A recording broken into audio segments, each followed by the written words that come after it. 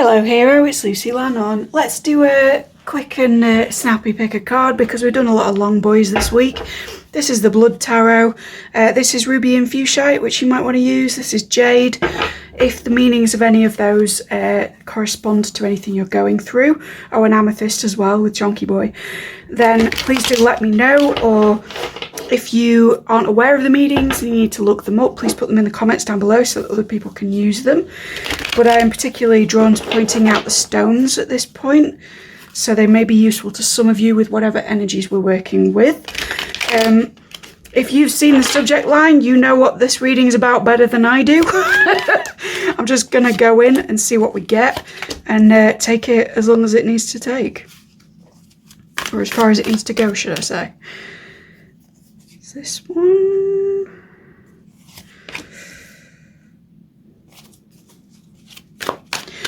I'm getting a thing in my head of, is it Perfect Tommy from Buckaroo Banzai? Like strutting around in his perfect white outfit. So I don't know what that's about. Maybe you are someone called Tommy, maybe you're into New Wave, or there's some other sort of reference to do with that, but I don't know why Spirit will be showing me that, but they absolutely are. So just take it as you need to take it, I guess. Maybe it'll become clear as we move forward. I want to take this as well. It's quite the spread we've got. Okay. So.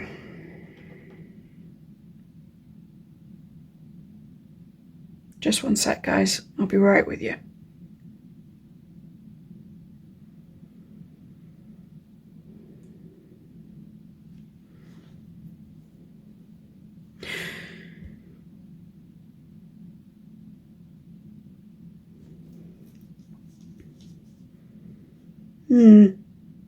Okay, so you've made a movement away from something. You've left something in the past, perhaps in an intellectual sense, although it may be practical as well.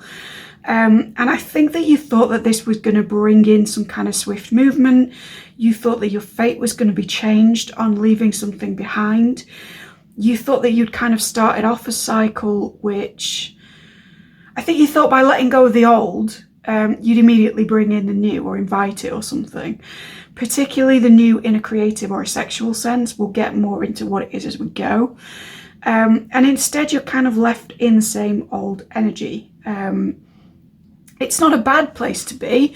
I think you're pretty happy financially. You live a relatively luxurious life, or at least like in a sort of global scale of things. You have a lot to be thankful for, right? But there's still this feeling of frustration around the fact that you did all the hard work to divorce yourself from something prior, and rather than kind of the universe clicking into place and things moving along in a speedy way, it's almost like you're left with your own brain, your own ruminations. What else am I getting from the images here? It's almost like you're walking forwards, but on, I don't know what they're called, but you know, those sort of kangaroo leg addition things that they used on Pan's Labyrinth, you know, like fawn legs, but like mechanical fawn legs. It's like you're making movements forward, but in a stumbly way that's an encumbrance. It's almost like you've added something artificial to the way that you move. And I don't mean literally, because I don't want to be ableist in that sense or anything like that. It's more that like, it's like you've left, but you've also been very demonstrative in the way that you've left. And I think actually rather than empowering you, the kind of see of it as maybe being the reason that things didn't immediately come in or move forward. I don't want to be too shady, my dude, or to make you feel bad, but it's like there's a bit of resentment around what you had to leave behind, and in kind of showing off that you're okay anyway, you're giving bad vibes, or you're giving the vibes of someone who's not completely happy with what they've gone forward into.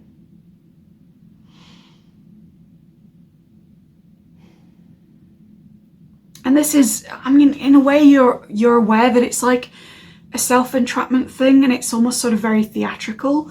This to me looks like a troupe of dancers from above doing weird things with their bodies. It's very choreographed, orchestrated. You could drop the sort of, see, I'm okay anyway, just as quickly as you picked it up. But it's almost like even then you feel trapped by the artifice that's happened so far. You want to rest, you want to be able to breathe, right? Four of Swords, and it looks like lungs to me. It also looks like an outfit unzipping, or dare I say a body bag unzipping. So it's like this reveal of something hidden that can only happen with rest. But there's something inhibiting it. And with this 10 of Cups, it's like there's this very... I'm seeing like a childlike face, but I don't know whether it's... With it being 10 of Cups, 10 of Cups is about having a legacy, having a family, having interpersonal happiness at the end of the road, right? But there's almost a question here hanging over the reading of, did you want to nurture someone or did you want to be nurtured, right? For many of you, this is a relationship that you've left behind. It won't resonate for all, so take it as whatever you need to, but it's almost like you've left it, you expected new stuff to come in very quickly, or communication from people to be very positive, but you've left it with some resentment, and you're kind of now in 9 of Pentacles, single energy, but feeling a bit empty about that. And the question, you thought that you were moving forward into, well, now I can meet somebody who's really for me. And actually what you're faced with is, your instinct is no longer to look after somebody else or bring someone into the world or get in a partnership where you are interdependent in a healthy way with someone you love. It's actually just to be taken care of and just to be comforted in that childlike mode. It's like the stepping away from what was has sort of brought you into your inner child and made you feel vulnerable again. And I don't think that's a bad thing. I think it's a positive vulnerability that could lead to romantic vulnerability, which, is a sort of soup of great things, right? It's the beginnings of something beautiful in many cases. But I don't think that's what you feel right now. I think you feel like an exposed, small figure, sort of looking back at things and being like, well, I know I don't want that, but where I am now, no one's taking care of me. And I don't think you've done yourself any favours in it being quite a brutal process of you walking away. And that's not an accusation, it's not to victimise you, because I don't know what you walked away from. But there's certainly an impression from other people that, like, there is a gratitude here about your present circumstance, and I don't feel it's felt from the people around you, is what I want to say. I think they don't see you as being grateful for what you still have. But actually, I think what's happening is that what you still have almost makes you feel unsafe, to the point where you do have to choreograph this false self, this public self, and be like, I'm doing fine without you all. You all is an interesting phrase, right? You may have left people who took sides in this relationship, as well as just leaving the situation. I am feeling it's sort of relationshipy, but again, take it as you see fit. Now we're getting more positive.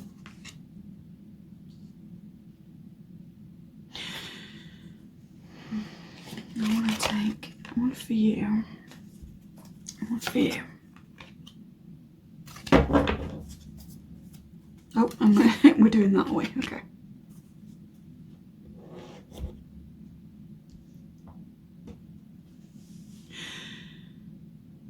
There is love, right? There is love in your future. And I think that you have the capability to draw that in. I think as well that if you felt like you needed to be performative about how well you're doing, the love that you find will actually be drawn initially to that performativity or some aspect of it. So if you've had to leave a particularly traumatic or abusive relationship and you have very publicly said, look at my flourishing career, or look at my glow up, or something like that, I think that somebody new is going to come in and be like, wow, look at that career person. Look at that really attractive individual. Look at, you know, somebody who's been through a lot and come out the other side, or look at their skills, or look at something that you've been like, well, you're not getting this anymore. Although that came across as resentful to maybe someone you're connected with, I think in the future that same chutzpah is going to be what attracts somebody to you. They may even have been somebody who watched you in the past and was drawn to aspects of you which you see as artifice. But I think the funny thing about artifice is that we only wear the masks that we can conceive of. So in some ways, even the masks that we wear are kind of true, right? Because we can't imagine anything outside of that. It's almost like the clothing that you were putting on as this new self wasn't not you. It was just not where you'd been. And I think that this person, whether they're new to you or not, will kind of see the positive elements of the new self, right? And be drawn to those things initially. It doesn't mean that they won't be in love with the whole you or accept the whole you. But I think that almost like what you've kind of regretted being or becoming is going to be something that draws somebody crucial in. And this is why the magician's coming up, because you are, you know, the magician is somebody who brings about changes in reality by a kind of ritual performativity, by an externalization of intention in an elaborately theatrical way, because that's what ritual is. So it's kind of in you externalizing what it is that you want for yourself by kind of showing off about it when it's not fully true or not fully you, or it comes off a bit snarky. You are still actually displaying a kind of ritualism about the intention that you want for your future. And that is what they're going to see first. But again, it's not all they're going to see. It's just like you might spark their interest with what it is that you were flaunting in a way. And that's very logical, you know, because a lot of us sort of meet, even if we don't meet via socials and things like that, we quite often exchange details by those things, and we quite often get wind of what somebody wants to present to us in this modern age a lot quicker than who they actually are. So I think that's true of this upcoming relationship. With the Four of Pentacles reversed, I think there's a caution here to give love where you want to receive love, especially when you are feeling vulnerable, when you're feeling childlike, or even, I want to say, infantilized or emasculated, particularly by family for some of you. If you're around people who make you feel vulnerable as a result of your prior decisions or as a result of what they perceive to be a failure, know that you still absolutely have the ability to draw in, give and receive love, as long as you can maintain your confidence and stand by yourself and say, well, actually, mother or father or sister or brother or whoever, I made exactly the correct decision for me, and I'd appreciate you respecting that. I think that's part of what's going to call this in, actually, if you stand up for yourself. And if your family are entirely supportive and that's not relevant, I think it's just speaking to being ready to receive, even as you feel so vulnerable that you're desperate to receive, if that makes sense. Because sometimes we're so... sometimes we need love so badly that we almost can't accept it when it arrives, right? We're just so starved of it that we either don't recognize it, or we do recognize it and we're just horribly afraid that something will go wrong. So we don't actually revel in it, we don't absorb it, we don't live in the moment. And then we look back years later on those connections and sort of go, why didn't I kiss the person? Why didn't I tell them then how I felt, etc.? Because we needed it so badly. It's this weird paradox, and I think a lot of people feel that. And if you're feeling that, the Four of Pentacles reverses your heads up to say, make sure you're in the moment with things. Make sure you are receiving. because it's safe, right? Ace of Swords reversed is just an unspoken truth or something not said. I suspect this is actually between you and you. I think if you're seeing this, you're maybe not admitting to yourself that it doesn't feel like enough because you feel an obligation to be grateful because of what you escaped or what you left behind. I think for many of you, you've spent so long being dissatisfied and wanting to be happier within your relationships that actually getting out of something potentially very toxic feels insufficient because you've spent so long in a space of suffering. And that might be why, even though you are grateful for some of the things in your life, and even though you are very independent and sort of doing well, right? You may still deny that there's like a resentment there, and that's what's coming across to other people, right? And I think in turning this Ace of Swords upright and telling yourself the truth about it all, you'll very quickly click into a mode of like, oh, this is what I want, that's why I wasn't satisfied. Or like, there's a lot to be satisfied about, but I need to go about it in a different way. It's okay to admit that life hasn't brought you enough at certain points. Because if you were to deny that and go forward, what's your best case scenario? Just like bubbling resentment that's eventually going to show up in your body or in your friendships or your relationships, right? Just being a bit of a dick eventually and not really knowing why. Whereas if you admit to yourself like, oh, I feel a little bit entitled by saying this, but actually none of this is enough and I feel like shit. That's your first step to going towards something which doesn't feel like shit. It's a really positive action, dude.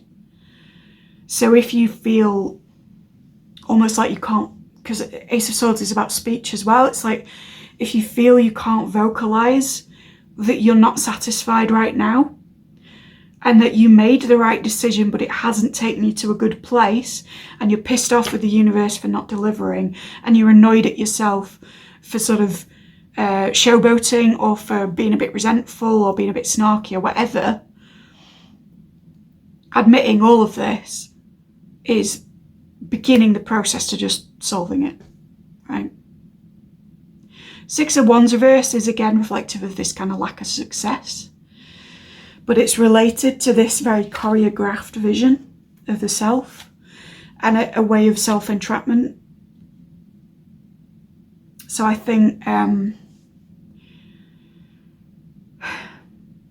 in wanting really swift communication and swift change and not getting it, and then being very systematic about the way that you presented that so that you didn't feel ashamed, you've convinced yourself that there was something shameful to feel or something shameful about the way you've gone about things. And I don't think that's the case. There's a big difference between dissatisfaction and shame, or due shame anyway. With the Knight of Swords near this Ten of Cups, I think you're afraid of rushing into a situation in order to feel loved that is a bit speedy for you. And I'm seeing, as well as the combo of cards, I'm seeing this as a kind of Bluebeard type figure. So for some of you, if you have left an abusive dynamic, covertly or otherwise, I think you're afraid that you will, marry the first person you meet and that they'll take you to a castle where there's actually 7 heads behind the doors. It's, I think you're terrified of not having a happily ever after, but you're also kind of terrified of moving into something that you believe is that and getting foiled again, right? But the sort of outcome and the person that this represents that you are going to meet is a Star reversed. Now, to me that says someone who doesn't need to be healed. So if you were dealing with somebody before who was damaged goods and therefore made you feel like damaged goods because you dared to leave them, and that's where this shame is coming from, even in part, know that you're going to be with somebody who's actually fine, right? And I don't mean that they're always okay. I don't mean that they spend every day happy clappy, Pippi Longstockings bullshit. I don't mean that they won't have stuff to complain about, or even that they didn't come from trauma as well, or didn't have to leave some stuff behind as well. But what I mean is that you will know them by the fact that they are ready to take care of you. And that is exactly what you've been seeking, right? In your vulnerable moments. I think secretly, you left this so efficiently, and you had so much faith, and you are so not codependent, independent, and doing well in other areas. You're so, I'm getting independent woman playing in my head, but you're so sort of self-sufficient, emotionally and otherwise, because you have to sort of guard against criticism as well, that you kind of just want someone to come in and like rescue you for a change or help you out. Not in an unhealthy, codependent way, not in a Cinderella complex way, because I think you've been self-reliant for a very long time. I don't think you're seeking somebody to pull you out of a lack of self-awareness or a lack of action in your own life. I think you're seeking someone to just reciprocate the energy that you give to everyone else. Or to just make you feel better after a long period of things being pretty shit and you having to tell yourself and everyone around you that it's all enough and it's fine and it'll get better. I don't think that's what you feel at the moment, or this Wheel of Fortune wouldn't be in reverse. But it will get better. And I think that part of the way that it will is that someone will come in who can be vulnerable with you. Think of the star card being naked in the sort of Smith-Waite deck. Who can heal you just as much as you heal them, right? Which may not have been a reciprocal dynamic that you've ever come across in any of your relationships, including familial ones for some of you. But also who is complete without you and knows that you are a complete person without them, and can therefore come into true union with you. Look at these two halves coming into one thing. Because neither of you need the other. You just both desperately want the comfort, the safety, the mutual love, the mutual admiration and adoration of a true partnership. If this was useful to you, please like, subscribe, ding the dong, thank you kindly. If you'd like more on this or another love reading, there is a playlist for that. There are 1,000,001 different readings available under pick piles in the playlists on my channel. If you'd like to get more specific and book with me, that will be available from the 22nd of October, and the link is in the doobly-doo, so please save it somewhere.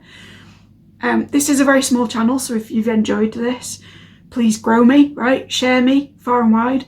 I've been reading for a long time, but I haven't been a YouTuber for a very long time, and some of that time has been fraught with something we call Rona. So there's been bits and bobs of gaps here and there, and I would very much like to grow. Please assist me if you can. And if this wasn't for you, thank you for sticking through it, and let me know in the comments any feedback that you have so that I can get better and better serve you the next time round. And I hope to see you soon. Good luck.